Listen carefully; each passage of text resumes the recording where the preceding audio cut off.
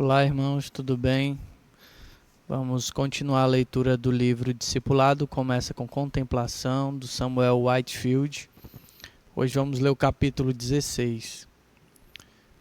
Nós contemplamos Deus na pessoa de Jesus.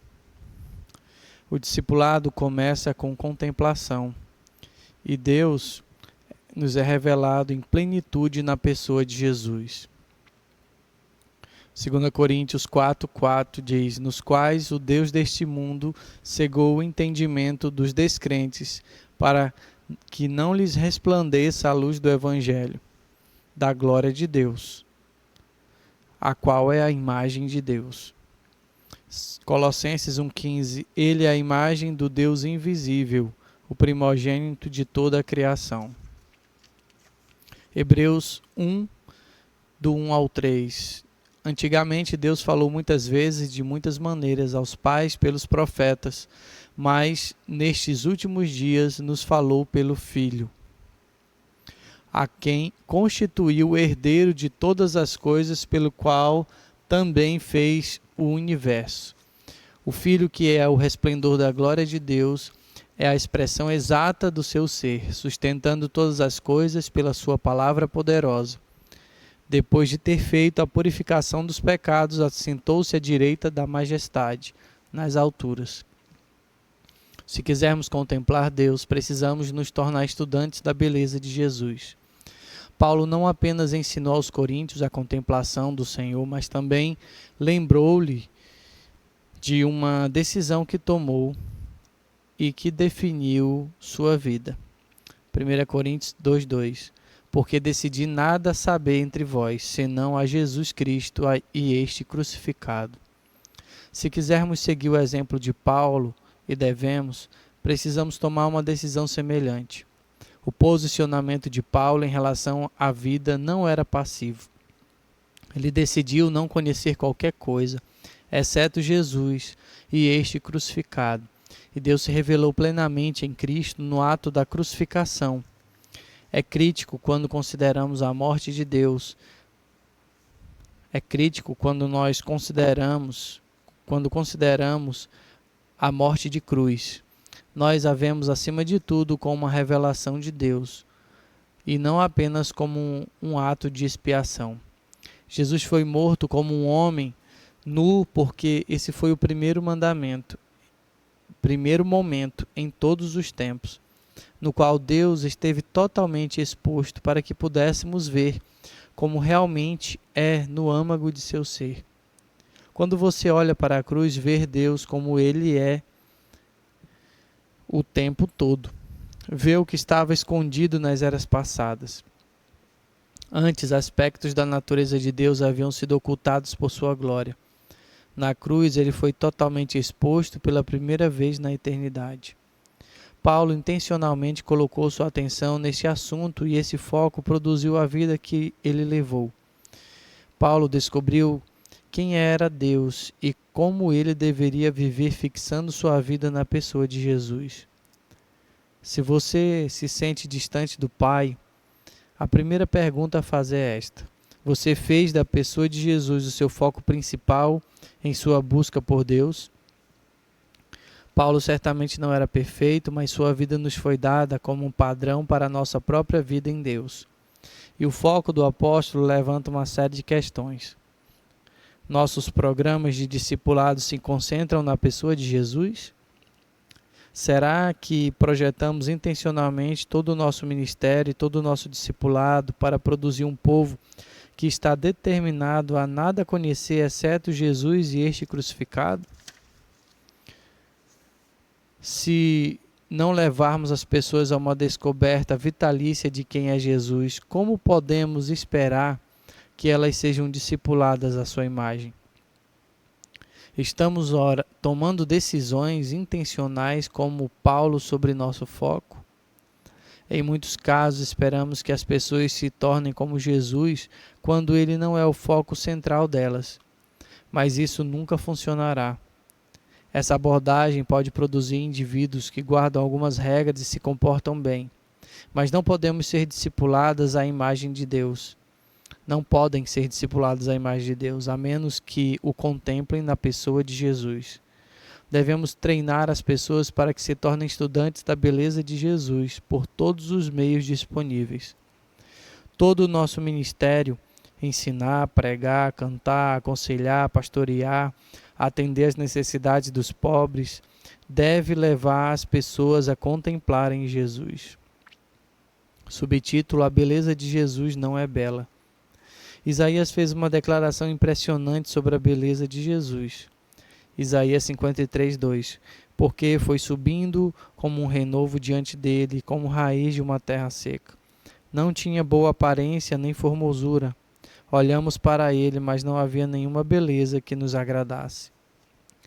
Nossos corações anseiam por beleza, mas o coração humano caído não acha naturalmente Jesus bonito.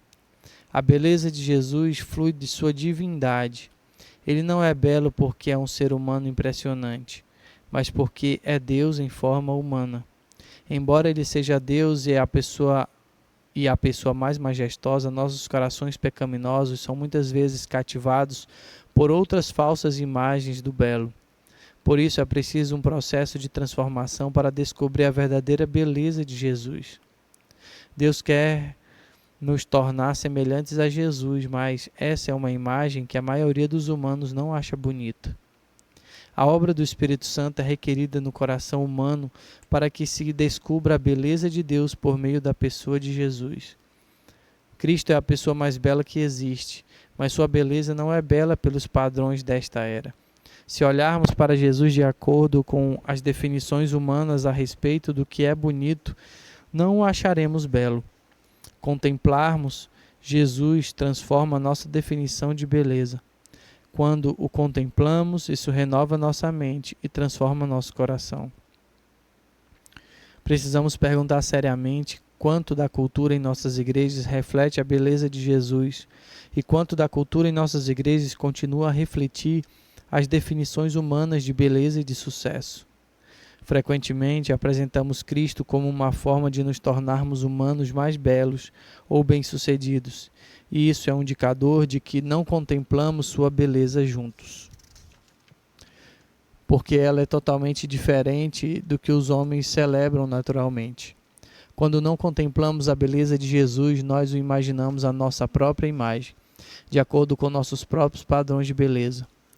Nossas igrejas se tornam comunidades que podem abraçar certa moralidade, mas, em última análise, seguem os mesmos valores da cultura. Nossas definições de sucesso e beleza parecem as mesmas da cultura secular, quando não olhamos verdadeiramente para Jesus crucificado.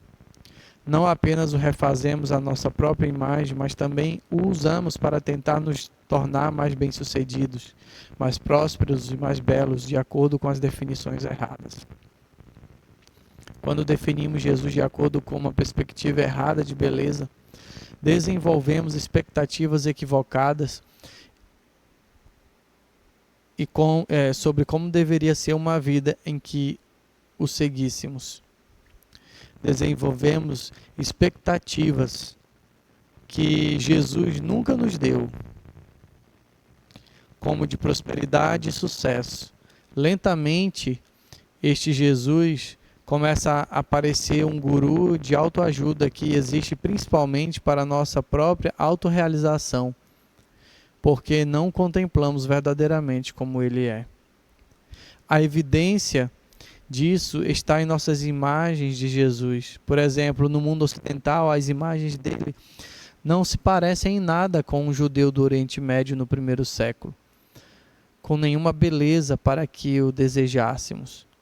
Em vez disso, retratamos Jesus como um homem alto e branco, de olhos azuis e fortes feições ocidentais. Esta imagem é literalmente um Jesus em nossa própria imagem, em que não se vê ressonância com a realidade histórica ou bíblica. Nada mais é do que um reflexo do que naturalmente achamos bonito. A beleza de Jesus é expressa em todos os aspectos de sua pessoa.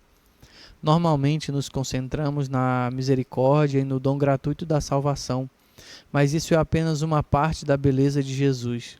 Ele também é um grande rei e um juiz temível. Muitas das descrições bíblicas mais poderosas de Jesus o revelam como o juiz divino. Os julgamentos dele são uma parte central de sua beleza, e não ousamos lhe tirar isso. Devemos nos tornar estudantes de cada parte de Jesus, mesmo daquelas que achamos misteriosas ou difíceis de receber. Por exemplo, normalmente proclamamos Jesus como Salvador, mas Pedro diz que Jesus ordenou aos discípulos que o declarassem como juiz. Atos 10, 42. Jesus nos mandou pregar ao povo e testemunhar que ele foi constituído por Deus como juiz de vivos e de mortos. Atos 10, 42. Paulo também declarou Jesus como juiz e rei quando falou em Tessalônica e Atenas. Atos 17, 6 ao 7. Porém, não os encontrando, arrastaram Jason e alguns irmãos diante das autoridades, gritando: Estes que promovem tumulto em todo o mundo chegaram também aqui, e Jason os hospedou na casa dele. Todos estes agem contra os decretos de César, dizendo que existe outro rei chamado Jesus. Versículo 30 e 31 diz: Deus não levou em conta os tempos da ignorância, mas agora ele ordena a todas as pessoas, em todos os lugares, que se arrependam, porque Deus estabeleceu um dia em que julgará o mundo com justiça por meio de um homem que escolheu, e deu certeza disso a todos, ressuscitando-o dentre os mortos. Se examinarmos a pregação dos apóstolos, veremos que eles pregaram Jesus de maneira diferente de nós. Em muitos casos, o que dizemos sobre o Filho não está errado, mas está incompleto. Devemos estudar, ensinar e proclamar cuidadosamente uma imagem completa de quem Jesus é, se quisermos contemplar a Deus. Até que conheçamos todos os aspectos da pessoa de Jesus, não podemos ser totalmente discipulados. Sem contemplar Jesus como Deus, não sabemos como devemos nos tornar e, portanto, não podemos nos envolver totalmente no processo de discipulado. Subtítulo: Um povo capturado pela beleza divina. Devemos ser um povo cativado pela beleza do homem divino. Precisamos desesperadamente de pais, mães, líderes de pequenos grupos, professores, pregadores e cantores que possam transmitir a beleza de Jesus. Este é o fundamento do discipulado e é por onde devemos começar. Não devemos nos contentar com uma compreensão básica da vida de Jesus e de seus ensinamentos primários nos evangelhos.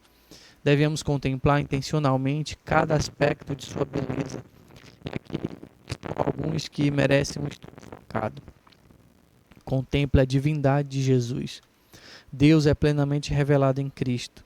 Devemos conhecer Jesus como Deus e não apenas como homem ou Salvador. Contemple a humanidade de Jesus. Jesus é o homem supremo e a imagem perfeita de Deus. Estude sua humanidade para contemplar o que Deus sempre pretendeu que a humanidade fosse. Contemple Jesus em seu sofrimento. A cruz de Jesus é a mais elevada revelação de quem Deus é. Nesse caso, Deus é totalmente revelado como ele realmente é. O sofrimento de Jesus é tão central para a sua identidade que ele é marcado com cicatrizes para sempre e governa no céu como o Cordeiro imolado. Contemple Jesus, o noivo. Toda vez que Deus vem através das eras e aparece publicamente a um corpo coletivo, ele aparece como um noivo. Deus, em primeiro lugar, é o noivo nos eventos do Monte Sinai, na primeira e na segunda vindas.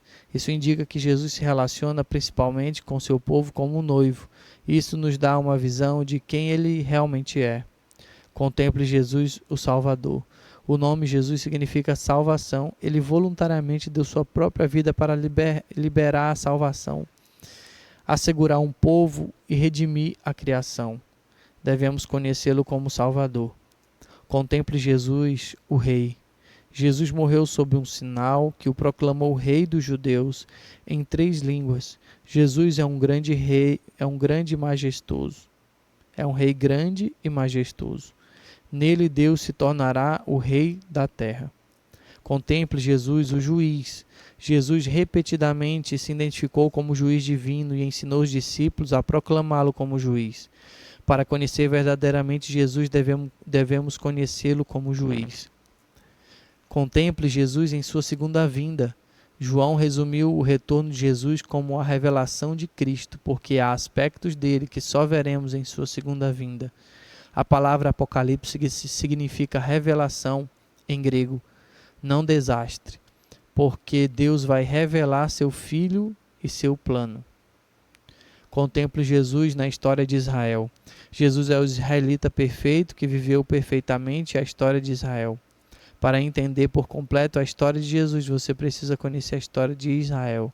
Além disso, a identidade de Cristo é inseparável da de Israel. Ele é o noivo, salvador, rei e juiz de Israel. Comprometa-se como Paulo a tornar-se um estudante da beleza de Jesus. O discipulado começa com contemplação e a contemplação começa com Jesus. Aqui finalizamos o capítulo 16.